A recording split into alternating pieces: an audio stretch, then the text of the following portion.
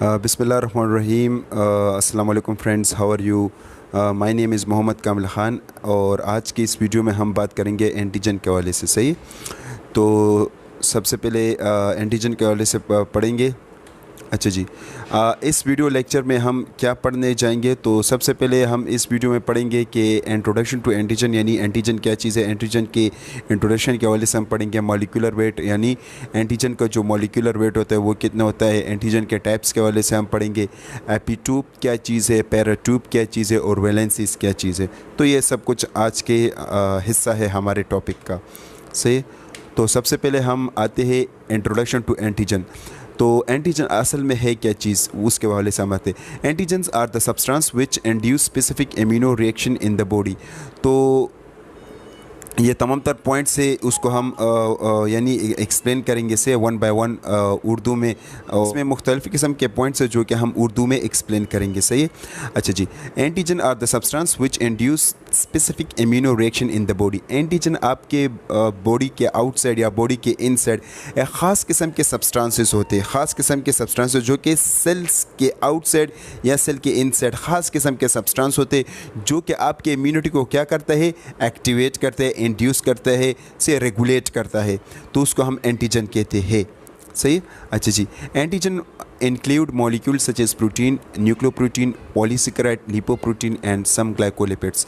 ये तमाम तर एंटीजन कहलाते हैं। से तो एक बार फिर आपको पढ़ाता हूँ कि जो भी आपके पास प्रोटीन्स हो, जैसे कि आपके पास न्यूक्लियोप्रोटीन, लिपोप्रोटीन, ग्लाइकोप्रोटीन्स, ये तमाम तर क्या है, ये तमाम तर आपके पास एंटीजन है।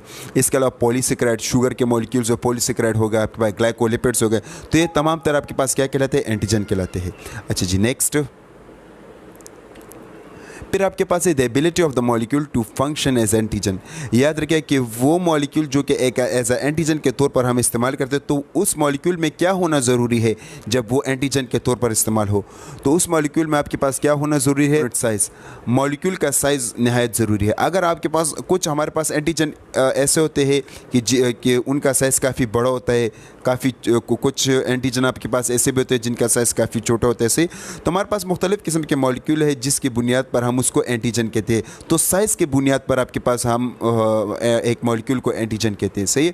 स्ट्रक्चर कम्प्लेक्सिटी, तो जैसे कि आपके पास फंजाई है, उसके स्ट्रक्चर काफ़ी कम्प्लेक्स होते हैं। उसमें यूग्लिन, आपके पास न्यूक्लियस होता है, राइबोसोम्स होते हैं, एंडोप्लाज्मिक रेटिकुलम, काफ़ी सेल यानी ऑर्गेनीलीज आउटसाइड ऑफ द सेल, आपके पास मेम्ब्रेन के आउटसाइड काफ़ी चीज़ें उसमें पाई जाती है। तो ये स्ट्रक्चर कम्प्लेक्सिटी होती है। तो एक एंटीजन के यानी एक मॉलिक्यूल के एंटीजन आप उस वक्त भी कह सकते हैं जब उसका स्ट्रक्चर क्या होता है, कॉम्प्लेक्स होता है। सही है। फिर इसके अलावा chemical nature and degree of foreignness to the host, यानी बाहर एंटीजन कितना टाइम उसने गुजारा है और अंदर आकर ये फिर आपको कितना यानी नुकसान काज करेगा। तो याद रखिएगा कि वो एंटीजन जो कि आउटसाइड होता है और इनसाइड आ जाता है तो वो भी एंटीजन कहलाता है। मिसाल के तौर पर हम एक बैक्टीरिया को ले लेते हैं, अगर बाहर उसमें कोई चेंजेस आ जाती है उसकी जीन्स में, तो वो आपके पास अंदर आके आपके बॉडी के अंदर आके वो एक एज एंटीजन होता है। सही है। फिर वो आपको नुकसान काज करते हैं। वैसे हमारे पास और भी एंटीजन है बैक्टीरिया में, और भी एग्जाम्पल है हमारे पास, लेकिन याद रखिए कि वो बैक्टीरिया कुछ यानी फ़ायदेमंद भी होते हैं, तो वो आपको नुकसान नहीं काज करता। से तो एक ख़ास किस्म की बातें नहायत ज़रूरी है। मैंने काफ़ी सुना है अपने फ्रेंड से, अपने दोस्तों से, अपने स्टूडेंट से, वो कहते हैं कि एंटीजन असल में बैक्टीरिया, वायरस, फंजाई या ये जो माइक्रो ऑर्गेनिज्म होते हैं वो एंटीजन होते हैं। नहीं, याद रखिएगा कि एंटीजन असल में उन्हीं माइक्रो ऑर्गेनिजम्स के इर्द गिर्द ख़ास किस्म के एरियाज़ होते हैं, ख़ास किस्म के, जैसे कि सेल मेम्ब्रेन एंटीजन होता है, जैसे कि वो फ्लैजिला एंटीजन होते हैं, सीलिया एंटीजन होते हैं, फेब्रिया एंटीजन होते हैं, कैप्सूल एंटीजन होते हैं। से स्पाइक्स, वायरस की आउटसाइड स्पाइक्स वो एंटीजन होते हैं। तो माइक्रो ऑर्गेनिजम्स के स्ट्रक्चर के हवाले से मैंने काफ़ी तफसील से वीडियो बनाए, वो मेरे चैनल पर पड़े हुए हैं, आप उसको देख सकते हैं। तो ये जो सेल के ख़ास किस्म के एरियाज़ होते हैं, जैसे कि मैंने अभी आपको एक्सप्लेन किया, वो असल में एंटीजन कहलाते हैं। सही, पूरा सेल एंटीजन नहीं होता, ये बात याद रखिएगा। अच्छा जी, तो फिर हम आते हैं मॉलिक्यूलर वेट, यानी एंटीजन का मॉलिक्यूलर वेट कितना होना चाहिए। याद रखिएगा कि जब ज़्यादा से ज़्यादा जितना भी बड़ा आपके पास एंटीजन होगा उसका मॉलिक्यूलर वेट आपके पास 10,000 डेल्टन होगा, सही है। मोस्ट एंटीजन आर लार्ज, बहुत से एंटीजन लार्ज होते हैं, complex molecule with a molecular weight generally greater than 10,000। तो 10,000 से जितने भी आप बड़े बड़े जो एंटीजन की बात करते हैं ना, वैसे छोटे भी होते हैं, लेकिन जो सबसे बड़ा एंटीजन आपके पास होता है उसका मॉलिक्यूलर वेट 10,000 डेल्टन से ज़्यादा होता है, सही है। अच्छा जी, आप ये आपके पास देखो, जैसे कि मैंने आपको एक्सप्लेन किया कि एंटीजन जो है वो एक सेल का आउटसाइड एरिया हो सकता है। जैसे कि ये देखो, ये आपके पास पॉलीसेकेराइड भी हो सकते हैं, सिलिया भी हो सकते हैं, कोई ख़ास किस्म का एरिया है, सही है। तो इसको मैंने टारगेट किया। ये देखो, ये स्पाइक्स है, ये जो आपको दिखा ये स्पाइक्स है, तो ये आपके पास क्या कहलाते हैं, ये भी आपके पास एंटीजन कहलाते हैं। फिर हमारे पास टाइप्स ऑफ एंटीजन आते हैं कि एंटीजन के कौन कौन से टाइप्स है, कितने टाइप्स है, वो अब हम पढ़ेंगे। एंटीजन के हमारे पास दो टाइप्स होते हैं, सही है। पहला टाइप्स आपके पास होता है ऑटो एंटीजन या सेल्फ एंटीजन, यानी वो एंटीजन जो कि आपके बॉडी का अपना हिस्सा हो। और जो बॉडी का अपना हिस्सा हो, तो देखो ये अल्लाह पाक ने एक ख़ास किस्म का निज़ाम हमारे बॉडी में पैदा किया है कि जब कभी आपके बॉडी का अपना हिस्सा हो, अपना एंटीजन हो, जैसे कि अभी हमने डिफिनीशन में वो पढ़े कि एंटीजन आपके पास वो मॉलिक्यूल्स होते हैं जिसके खिलाफ एंटीबॉडी एक्टिवेट होते हैं या इम्यूनिटी एक्टिवेट होता है, सही है ना। तो यहाँ पर अगर हम देख लेना तो एक ऑटो एंटीजन होते हैं। तो ऑटो एंटीजन वो होता है जो कि आपके बॉडी का एंटीजन होता है, जैसे कि प्रोटीन, हार्मोन्स, सही है, ये आपके बॉडी के अपने हिस्से, तो इनके खिलाफ एंटीबॉडी क्रिएट नहीं होते। तो ये अल्लाह ताला ने ख़ास किस्म का निज़ाम क्रिएट किया है इम्यूनिटी में, जो कि वो सेल्फ और नॉन सेल्फ एंटीजन को डिस्टिंग्विश करता है, उसको पहचानता है। और जो नॉन सेल्फ एंटीजन होते हैं तो वो उसको किल करता है, और जो सेल्फ होता है वो उसको यानी किल नहीं करता, सही है। तो कभी कभार ऐसा हो जाता है कि सेल्फ एंटीजन किल हो जाते हैं, तो वो एक डिजीज़ होता है, ऑटो इम्यूनो डिजीज़ उसका हम कहते हैं। वो फिर इंशाल्लाह फिर कभी हम एक्सप्लेन कर लेंगे, सही है। तो एक डिजीज़ का नाम है। तो कभी कभार आपके बॉडी में ऐसे इम्यूनिटी एक्टिवेट होता है जो कि ऑटो एंटीजन को किल करते हैं, लेकिन दर हकीकत में उसको किल नहीं करता, नॉर्मली उसको किल नहीं करता। अच्छा जी, तो ऑटो एंटीजन और self antigen present on the bodies on cells such as antigen A antigen and B antigen in the RBC. RBC के ऊपर आपके पास खास किस्म के एंटीजन पाए जाते हैं, सही, जिसमें हम ब्लड ग्रुपिंग जिसमें हम कर सकते हैं। अगर एंटीजन ए हो तो blood group A, antigen B तो ब्लड ग्रुप बी। तो इसके खिलाफ से वो आरबीसी के ऊपर एंटीजन होते हैं। तो ये एंटीजन जो है बॉडी का अपने एंटीजन होते हैं, या जैसे कि हार्मोन्स, तो उसको हम क्या कहते हैं, ऑटो एंटीजन कहते हैं, सही। अच्छा जी, नेक्स्ट आपके पास है फॉरेन एंटीजन, नाम से जाहिर है, जिसको हम कहते हैं नॉन सेल्फ एंटीजन। देखो नेम से ही एक्सप्लेन हो चुका है। तो वो एंटीजन जो कि आउटसाइड आपके बॉडी में से यानी आउटसाइड एनवायरनमेंट में से आपके बॉडी में दाखिल हो जाए, तो उसको हम कहते हैं नॉन सेल्फ एंटीजन। और उसी एंटीजन के ख़िलाफ़ आपके बॉडी में इम्यूनिटी क्रिएट होते हैं नॉर्मली, से, और फिर इसी तरह उसको किल कर देते हैं सेल को।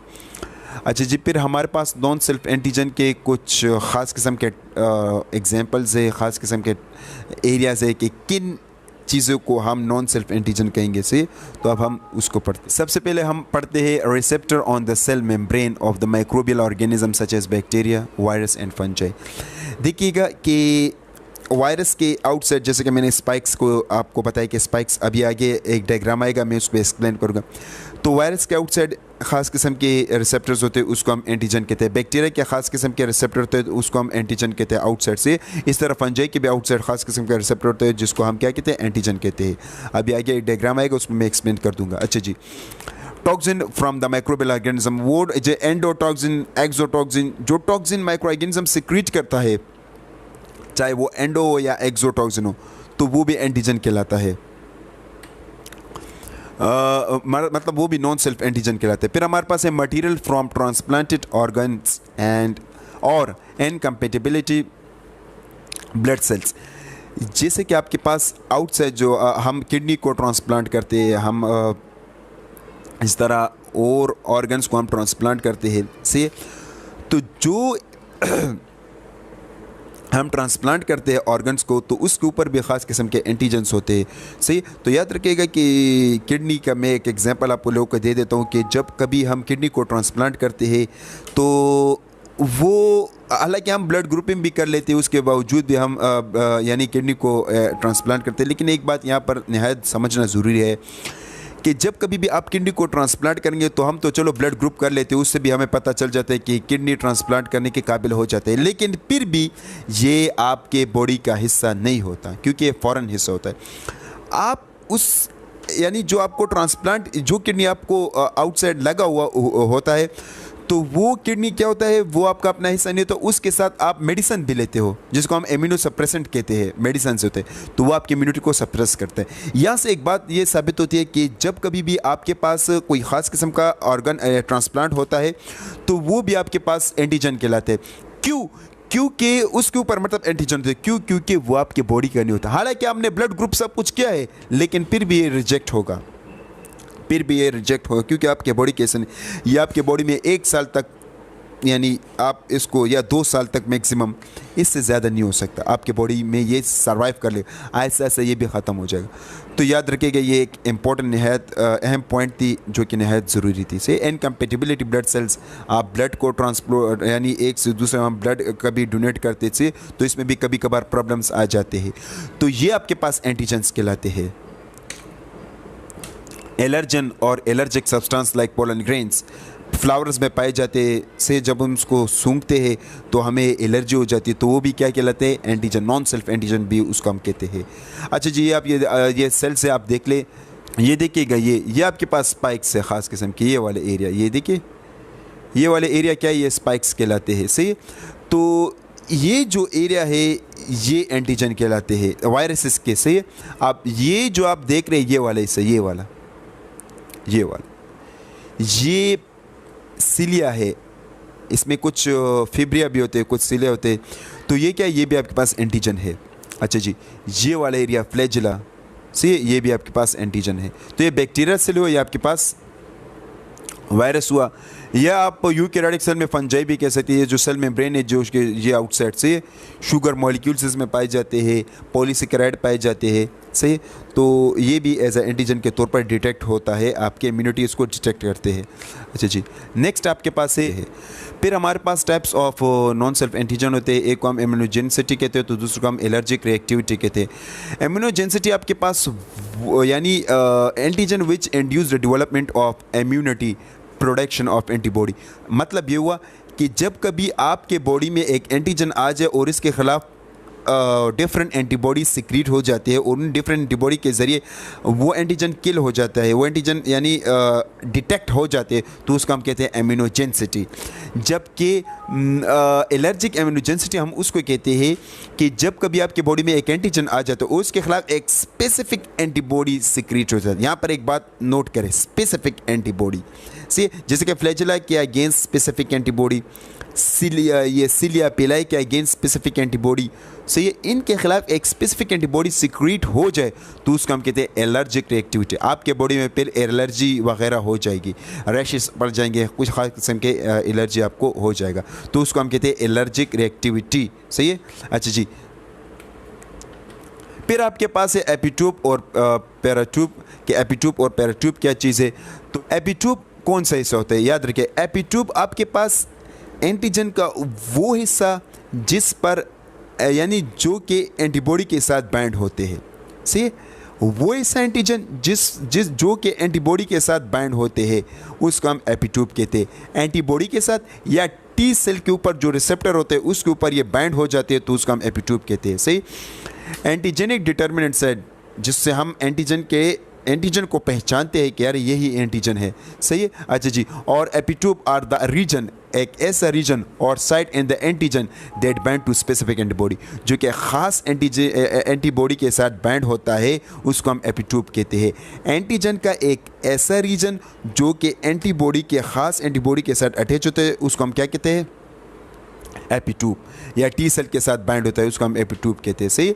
फिर antibody are form most readily in response to epitopes. याद रखिएगा कि जितने भी हमारे पास एंटीबॉडी सिक्रीट होते हैं बी सेल से या प्लाज्मा सेल से, तो वो असल में एपिट्यूब्स की वजह से सिक्रीट होता है। जितना आपके एंटीजन के ऊपर एपिट्यूब्स होगा उतना ही आपके पास क्या सिक्रीट होगा, यानी एंटीबॉडी सिक्रीट हो। फिर आपके पास फिर एपिट्यूब में क्या क्या चीज़ें पाई जाती है उसके हवाले से हम बात करते हैं। तो याद रखिएगा कि जो आपके पास एपिट्यूब्स में पाए जाते हैं वो आपके पास organic acid, base, amino acid से, इसी तरह हाइड्रोकार्बन्स, एरोमेटिक ग्रुप्स, ये तमाम तर क्या है, ये तमाम तर आपके पास एपिट्यूब्स कहलाते हैं। फिर हमारे पास नेक्स्ट है पैराट्यूब्स। पैराट्यूब्स क्या चीज़ है, पैराट्यूब्स आपके पास एंटीजन बाइंडिंग साइट, अच्छा जी, दोनों एक दूसरे के तकरीबन डिफरेंस है। पैराट्यूब आपके पास एंटीबॉडी का एक ख़ास स्पेसिफिक एरिया होता है, एक स्पेसिफिक एरिया होता है जहाँ पर एंटीजन आसानी से, जो कि एंटीजन के वो एंटीजन के साथ वो बाइंड होता है। मैं एक डायग्राम बताता हूँ, उसमें आप समझ जाएंगे। ये देखिए, ये आपके पास एक डायग्राम। अब ये आपके पास क्या है, ये आपके पास है पैराट्यूब, और ये जो ब्लू कलर का है ये आपके पास एपिट्यूब है। सही है, तो समझिएगा कॉन्सेप्ट को। पैराट्यूब ऐसा हिस्सा जो कि एंटीजन के साथ आसानी से बाइंड हो जाए, और एपिट्यूब ऐसा हिस्सा जो कि एंटीबॉडी के साथ आसानी से बाइंड हो जाए। सही है, तो ये देखिए, ये कोई ख़ास किस्म का सेल, अब ये लेट सपोज ये आपके पास सेल है। सही है, ये आउटसाइड आपके पास फ्लैजिला होगा, पेलाई होगा, तो ये आपके पास फ्लैजिला या पेलाई आपके पास शुगर मॉलिक्यूल्स या प्रोटीन्स, लिपिड्स, इनसे बने होंगे, जो इसको हम एपिट्यूब कहते हैं।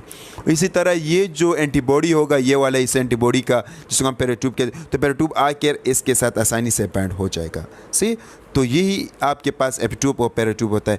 तो ये तो एंटीबॉडी के लिहाज से, वैसे मैंने टी सेल को भी एक्सप्लेन किया है, तो टी सेल के साथ देखो, ये टी सेल के ऊपर जो रिसेप्टर होता है, सही है, तो इसके साथ ये देखो, ये वही ब्लू कलर का चीज़ आ गया।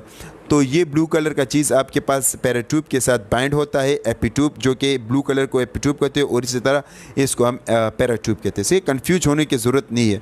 एंटीबॉडी के ऊपर जो आपके पास स्पेसिफिक एरिया होता है जो कि एंटीजन के साथ बाइंड होता है, उसको हम पैराट्यूब, और एंटीजन का एक ख़ास हिस्सा जो कि एंटीबॉडी के साथ बाइंड होता है, उसको हम एपिट्यूब कहते हैं। इसमें इतनी कन्फ्यूजन की बात नहीं है। फिर आपके पास वैलेंसी होते हैं। वैलेंसी क्या चीज़ है, उसको हम एक्सप्लेन करते पढ़ते। The number of epitope on the surface of an antigen is its valency. जब कभी आपके पास एक एंटीजन के ऊपर एपिट्यूब्स होगा, तो उसको हम उसका वैलेंसी कहते हैं। सही है, अगर आपके पास एंटीजन के ऊपर एक वैलेंसी, एक एपिट्यूब होगा, तो उसको हम मोनोवालेंट कहते हैं। अगर आपके पास एंटीजन के ऊपर ज़्यादा एपिट्यूब्स होंगे, तो उसको हम मल्टीवालेंट कहते हैं। तो वैलेंसी उसको हम कहते हैं जो कि एंटीजन के ऊपर एपिट्यूब्स को प्रेजेंट करता है, उसको हम वैलेंसी कहते हैं। सही है, दूसरा पॉइंट क्या कहता है, दूसरा पॉइंट ये कहता है कि आपके पास the valency determine the number of antibody molecules that combine with the antigen at one time. याद रखिएगा कि जब आपके पास एक सेल के ऊपर, सेल है आपके पास, उसके ऊपर एंटीजन्स होते हैं, और उन्हीं एंटीजन पर आपके पास आकर एंटीबॉडी बाइंड हो जाते हैं एक एपिट्यूब के साथ, से एंटीबॉडी एपिट्यूब के साथ बाइंड हो जाते हैं, तो उसको हम क्या कहते हैं, उसको हम वैलेंसी कहते हैं।